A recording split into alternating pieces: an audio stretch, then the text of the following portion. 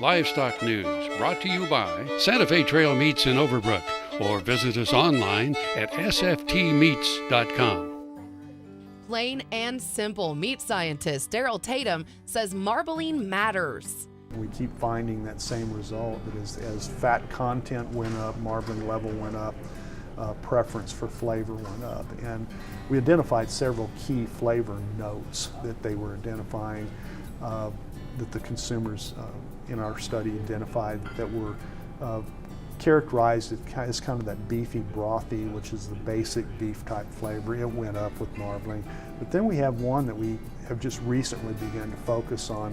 It's a buttery beef fat flavor, and it has the flavor of sweet butter. And so that one showed up as real strong as marbling increased as well. A recent beef checkoff study used trained panelists to discern these flavor notes.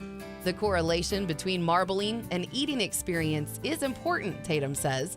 People buy beef for the wow factor.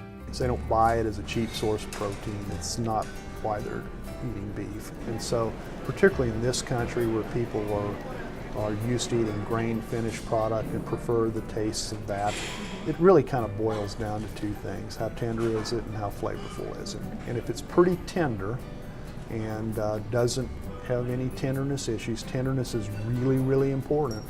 But if it's pretty tender, or some products are similar in tenderness, then flavor becomes a huge, huge driver. The research found that beef with modest to moderate marbling, the threshold for premium choice brands, the chance of a good eating experience is 82 to 88%. That's in stark contrast to low choice at 62% or select at 29%.